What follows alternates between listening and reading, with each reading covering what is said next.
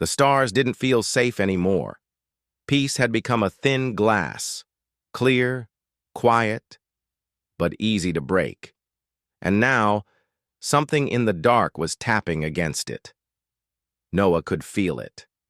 He didn't know where the threat was coming from, but he felt the same fear he had felt when he was first taken, the kind that didn't need proof, only instinct. In the deepest part of Earth's military command, Admiral Elias Hartley stared at the reports. 23 missing listening posts, 9 vanished science ships, 3 entire outposts, erased. No fire, no trace. No known weapon could do this without leaving signs. And then there was the symbol. The same mark had been left behind at every site. A twisted spiral inside a triangle. Unknown language, no translation. But the message was always the same. You brought fire, we bring silence. The alliance was shaken. Worlds that had once cheered for peace were now quiet. Angry, the Varnak threatened to pull out. The Threxian rebels were blamed by their own people. The Drelians started closing their borders. The galaxy was slipping back into fear. We promised protection, Elias told the council. Now everyone sees our promise is weak. What do you suggest? Someone asked. His voice was like iron. We stop waiting. We strike first. Silence. Then a quiet voice, Noah's, cut through. You don't know where they are. Everyone turned. He stood at the back of the room, hands at his sides. Not a soldier, just a boy. But no one dared to interrupt him. They're not attacking. To destroy us, Noah said. They're studying us, testing how we react, looking for patterns. Arya, his mother, stepped beside him. Then what do we do? He looked at her. We break the pattern. That night, aboard the Resolute Dawn, the plan was formed. Instead of searching for the attackers, they would set a trap. They spread false information about a secret human weapon being transported to a research planet named Kalin 9, a small, unimportant rock with no real value. But the message was loud, public, and bait. Then they waited. The enemy came, faster than any species had seen before, ships black as space itself, noiseless, invisible to most sensors. They surrounded Kalin 9 like shadows swallowing light. But this time, the humans were ready. EMP nets, stealth mines, pulse beacons, 100 cloaked defense drones, and in the center of it all, Noah Hartley, sitting inside a secure bunker, broadcasting live. Why me again? He had asked. Admiral Hartley's answer was simple. Because they fear you. As the enemy approached, Noah spoke calmly into the mic. You wanted to study us, to understand what makes us strong. He looked into the camera. It's not our ships. It's not our weapons. It's this. He put his hand on his chest. We care about each other, about what's right. That's our power. Suddenly, the enemy moved. But this time, the humans were faster.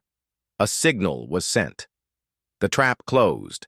Dozens of silent black ships blinked into visibility, caught mid-movement, systems fried by the hidden pulse beacons. Some exploded. Some shut down. And inside, one ship, they found something. Not machines, not Threxians. Something new, something old. Tall, skin like silver stone, eyes without pupils. A species lost to history, thought to be extinct, known only in whispers as the Hollow. Ancient biointelligences that once consumed entire systems, not for power, not for land, but for knowledge. They didn't just conquer, they copied. They took everything and made it their own. Culture, code, emotion, memory. They were building something. And now they wanted humans added to it. Inside the cell of the captured Hollow, Admiral Hartley asked just one question. Why start now? The creature replied in a voice that didn't move its lips. Because no one cared about humans until they screamed together. Now, we must know your scream. Elias stared at it, then whispered, You made a mistake. The hollow blinked. What mistake? Elias leaned in. You took the one thing we don't forgive. Our children. The battle wasn't over, but the Hollow were no longer in control. Their silence had been broken. The Alliance reformed, stronger now, wiser.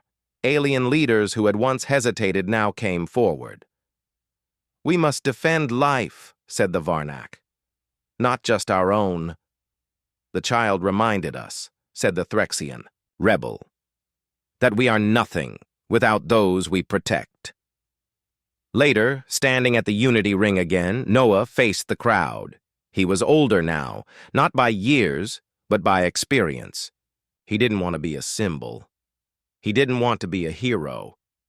He just wanted to say one last thing. You thought human children were weak. He looked across the stars. You were right. We cry. We hope. We break. He paused.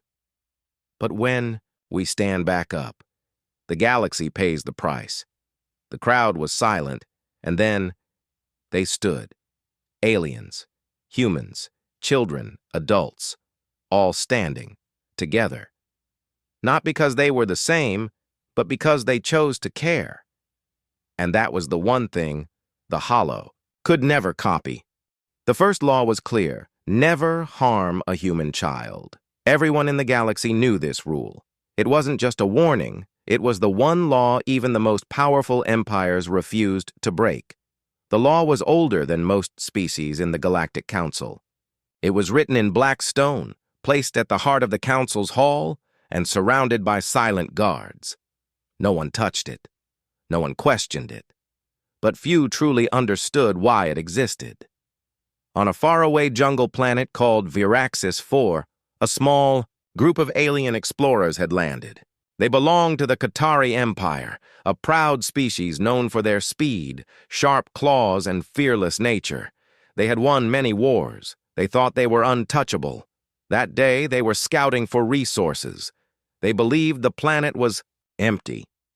But as they moved through the thick trees and vines, they heard a sound, small footsteps, a soft laugh. The group stopped. In the clearing ahead stood a human child, maybe 7 years old. She had messy brown hair, dirt on her cheeks, and bright eyes that looked around with curiosity. She held a small stuffed toy in her hand. Alone. No guards. No ship. No sign of a camp. Just a child, smiling at butterflies. The leader of the alien group, Commander Zhao, narrowed his eyes. How did a human child get here? He asked. One of his soldiers, younger and more reckless, sneered. It's just a child. What can she do? Commander Zhao frowned. He had heard stories, whispers in the dark about what happens when the law is broken. Still, it had been many cycles since anyone even saw a human child in the wild. Curiosity started to beat the warnings in his mind. Let's take her, the young soldier said. A human child could be worth something. Or maybe we test how soft they really are. The commander hesitated. Then he nodded slowly. But don't harm her. Just capture. The soldier moved forward. The child looked up. Her smile faded. She stepped back. The soldier laughed and reached for her, and then she screamed. It was not a normal scream. It was sharp, pure. It didn't just shake the trees. It tore through space. A sound wave hit the air, then split into invisible signals. They traveled faster than light. They went beyond the jungle, beyond the planet, deep into the dark of space. Far away, in Earth's orbit, an old satellite woke up. It had not received a signal like this in hundreds of years. It blinked once, then again. Then it opened a channel, a very special one. On Earth, deep underground inside a silent base, red lights began to flash. A black screen turned on. It showed only one thing. Violation detected. Child protocol. Triggered. An old AI built only for this moment activated. It scanned the stars, found the location, and sent one message to Earth's Central Command. First law broken. Respond immediately.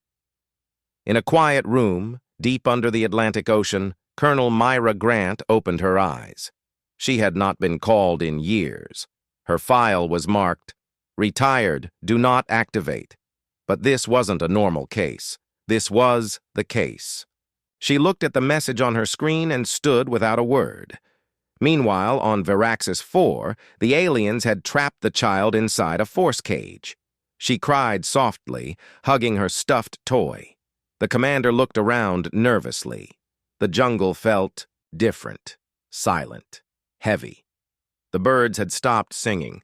The air smelled wrong, like burnt metal. Then one of the soldiers' comms sparked. "Sir, I'm getting strange readings from orbit. Something is coming. Fast." Commander Jal looked up. He didn't see anything, just stars. But the stars were moving. Back on Earth, the black hangar doors opened. One ship stood ready, a silent black craft with no name. It was not a warship. It had no visible weapons, but it was not built to fight. It was built to warn, to show what happens when the first law is broken. Colonel Myra stepped onto the platform. She gave no speech. She didn't need to. The ship launched into space, its engines leaving no light trail. It moved like a shadow through the stars, heading straight for Veraxis 4. On the alien ship, the child suddenly stopped crying. She looked up at the sky with wide eyes. Then she smiled.